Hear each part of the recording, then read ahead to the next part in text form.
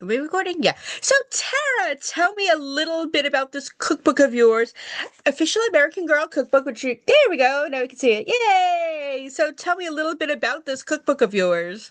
Well, I think the important thing of that title, it is the official American Girl Official. Cookbook, but it is fancy food and cocktails for grown-up fans. And that is what really makes this different than every other American Girl cookbook out there, is that this is for the AG adults. So yeah, how it came together was that in the pandemic, everybody's at home being lonely and reaching for their childhood things.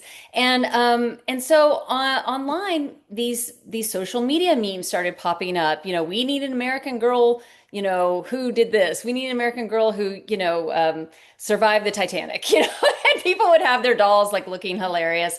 And it really took off. And these American Girl adults found each other.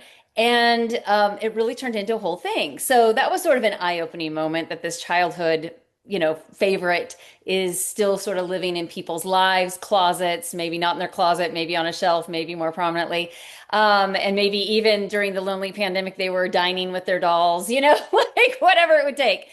And then after things started reopening, the American Girl Doll Cafe noticed something happening, which was that it wasn't just families with their daughters, with their dolls. It was adults coming in, like women coming in and enjoying the cafe. Well, the cafe has like, beer and wine for the parents and some cocktails. And so these girls were like, these women were meeting up at the American Doll Cafe, and they were drinking without kids, Me too, yes.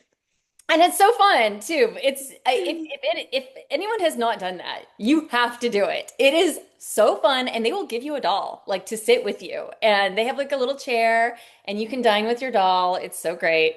And so anyway, and then the final thing that came to pass is like this is the 40th anniversary of American Girl dolls, and that's really like the wake up that the people who were there for the OGs, who were there for Samantha and Felicity, like Josefina, all those people, they are of age. They've been of age, and they might be ready to like, have a little bit fun with their memories.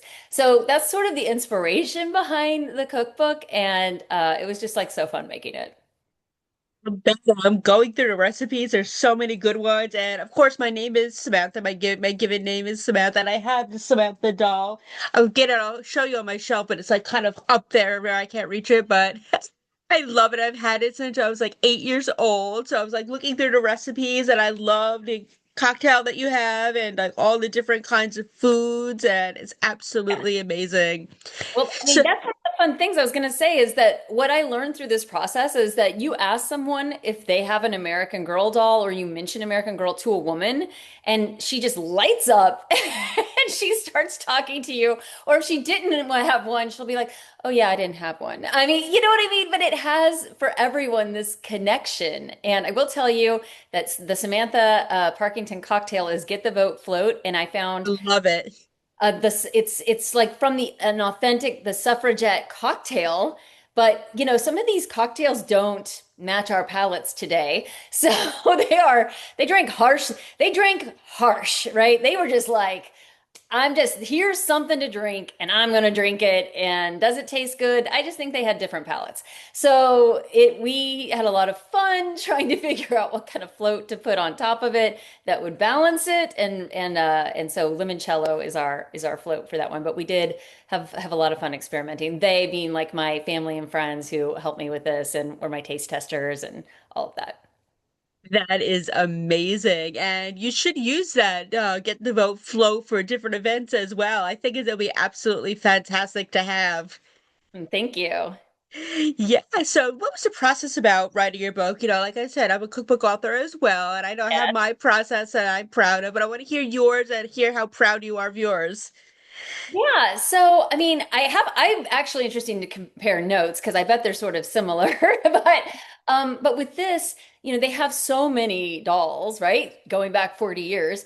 And one of the amazing things about American Girl is that they all have their own book set, their own book collection. And the for all the girls of the year that started, they would have like a 6 book collection that were all would kind of meet, have the same moments.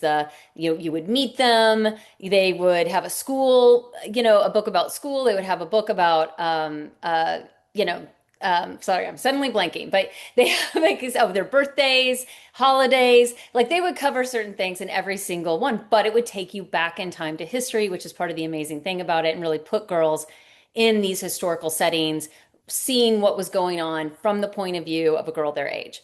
So I read all the books. I read Same, all of them. same. It was so fun.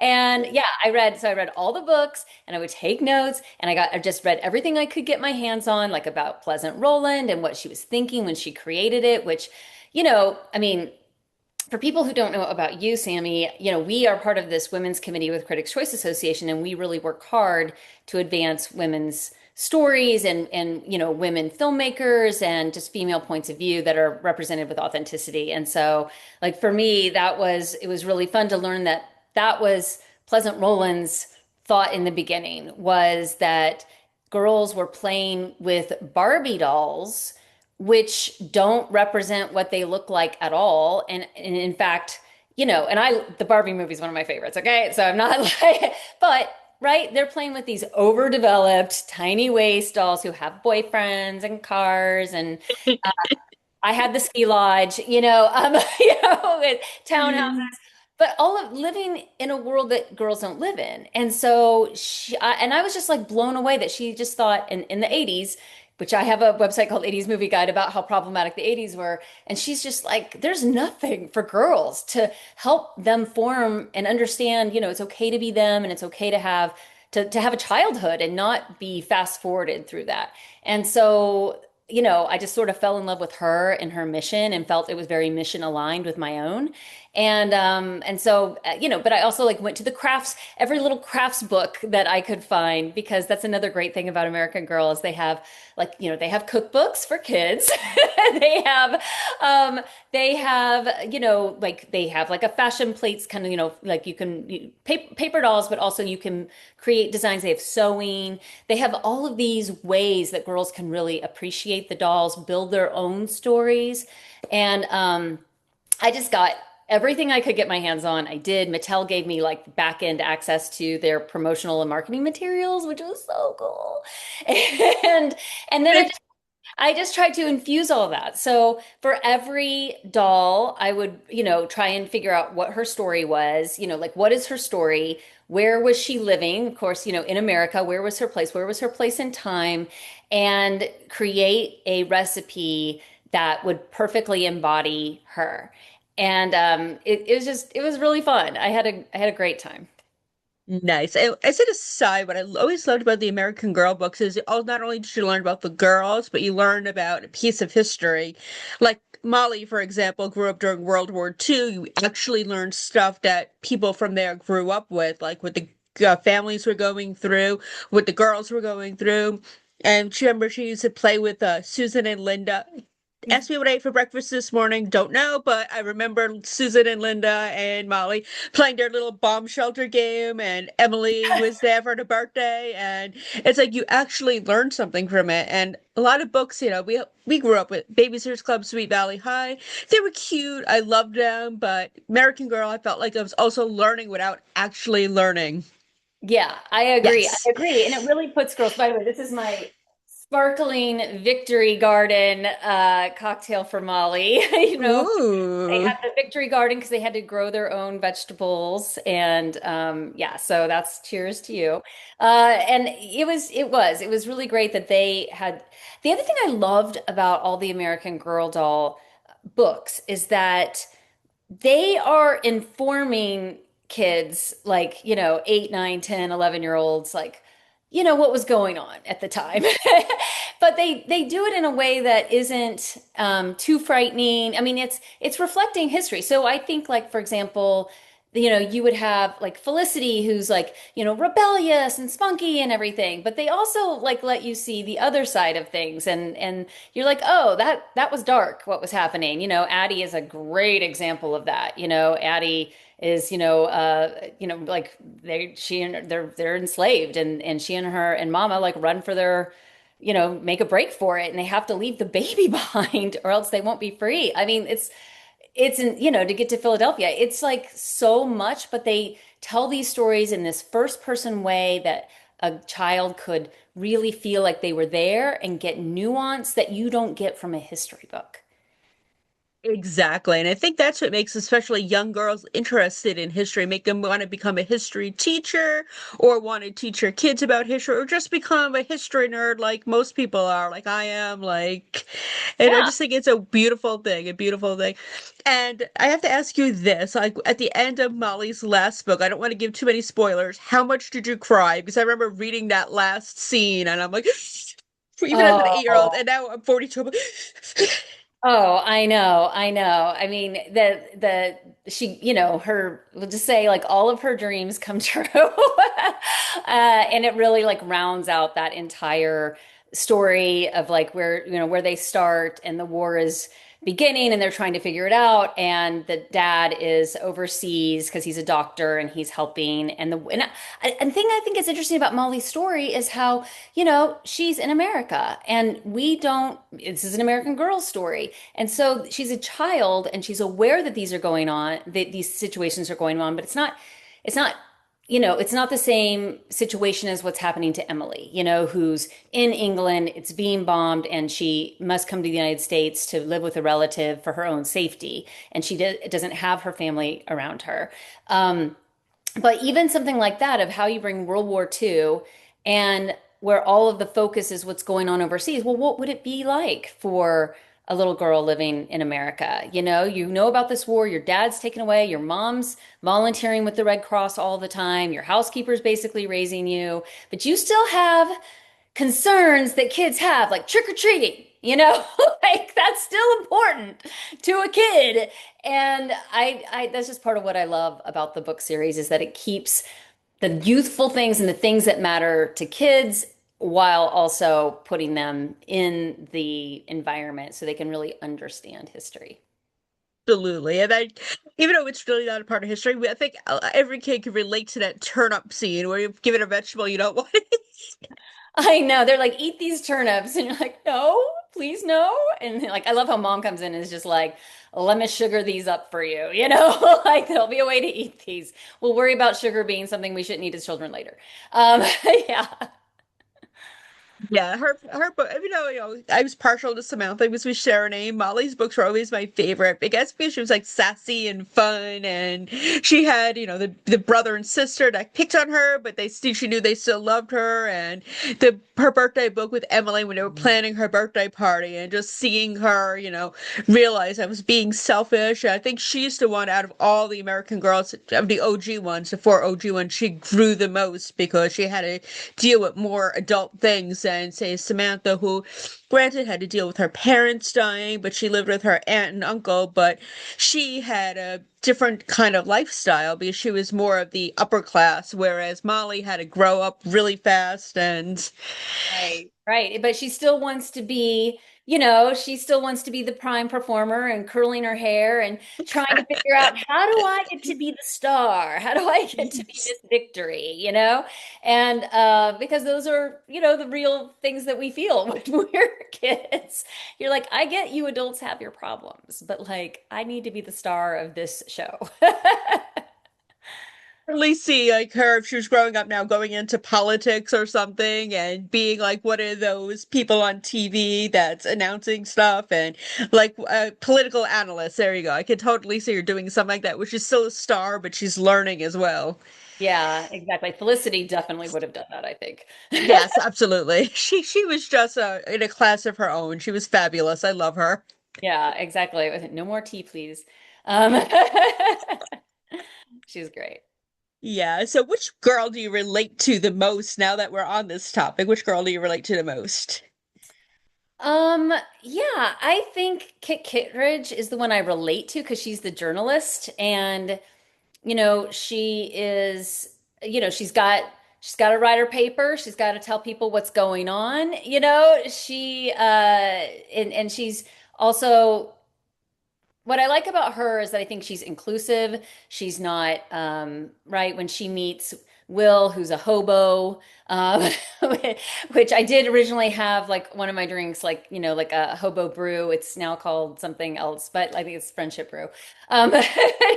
But it was because like he was a hobo. That's what they called him at the time. That is, I think, an offensive term now, but that's what they called vagrants at the time. And you get into his story and find out why he's a vagrant, which is because he didn't want to be a burden to his parents, so he just went on the road, and that was something that was happening. But I love that Kit has so much empathy and that she's going to tell the stories and she's going to tell the news. And she's also like, the moment when she finds out her dad is going through the breadline. I mean, she's shocked because she thinks that her world is still secure, and she has that moment of shock as we all would, and then she's like, okay, what do I do? How do I keep my family together? Like, and that's another thing I love about the American Girl stories is that they are, very empowering, and where adults are listening to kids.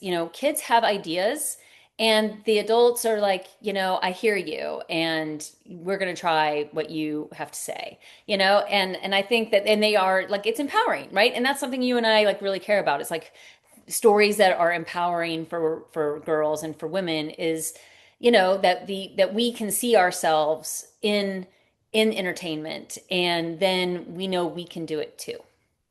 Exactly. Yeah. Now, if you could live at any time of any American Girls, who would you want to, which time period would you want to live in and why?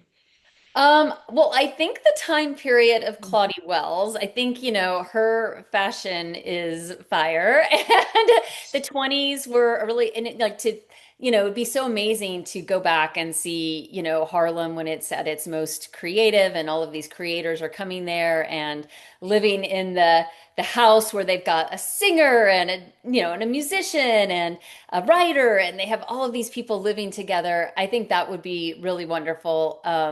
And I just think in general too, for what we do with like film and TV, like the idea of like film just being starting around that time and people going to the theaters, and just this, it was just like an amazingly creative time in history where also it felt more progressive than than other times in history. I don't know about you. Here's what I get from the American Girl doll books. I don't think I could have lived many other times in history. I don't know if I could take the patriarchy and the lack of air conditioning. So, Yeah, that's fair. I agree there. how about you? What time period would you like to go back to? Ooh, I would actually like to go back to the Victorian times because everyone dressed so pretty, and she had her little tea parties and the peppermint ice cream. That peppermint Yes. ice cream. I swear that book is the reason why that is one of my favorite ice creams because of that book. Oh, yeah. I mean, and also like but here was the eye-opening moment for me when she's got to wear that long, itchy underwear and it's hot. And I thought, oh no, like Forgot about that. it seems so wonderful. You're like, oh my gosh, you're wearing so many stiff, uncomfortable clothes. Nope, can't do it. But she did, they had a boat. So they lived on the water. Seemed maybe she could handle it.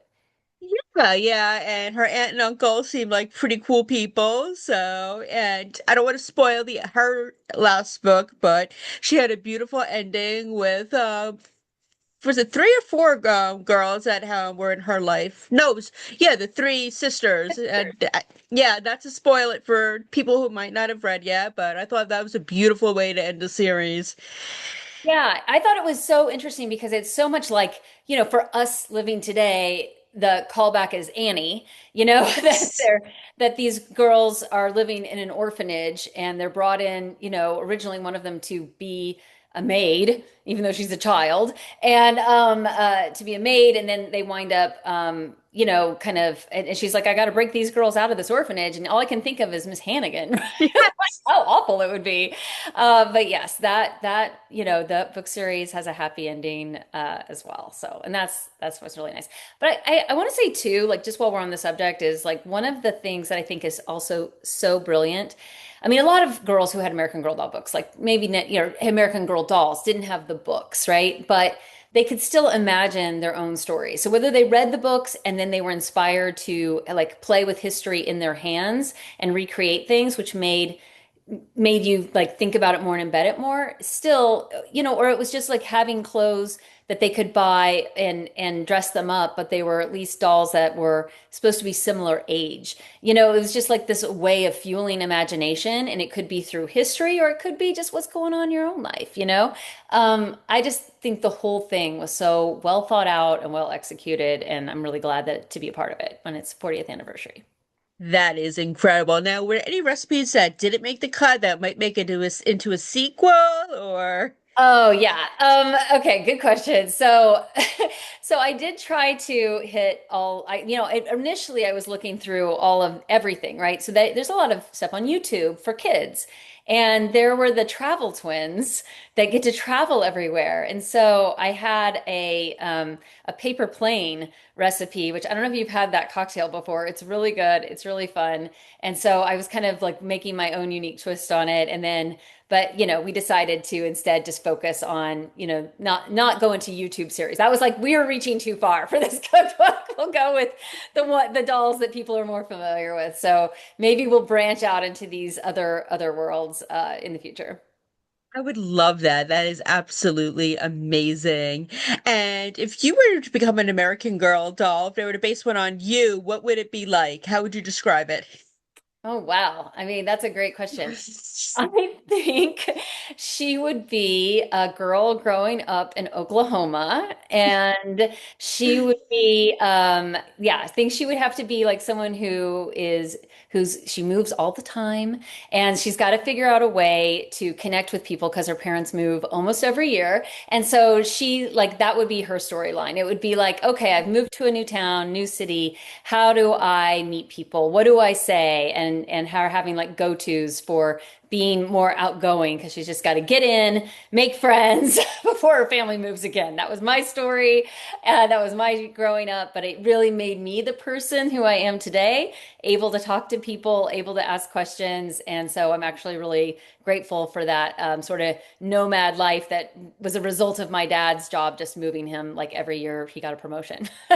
It's amazing. Yeah, I would read that. I would read that book. Just letting you know, I would totally read that book. Thank you. Do you have ideas on your own? I gotta think about that. Well, I'm from New York, so it would definitely be New York based. And growing up probably moving again from the city to a smaller town and trying to navigate my way, knowing I was always going to be a journalist and being the sassy person I am, and how that sometimes got me into trouble. So I'm kind of like Molly in a way, where she always got into trouble.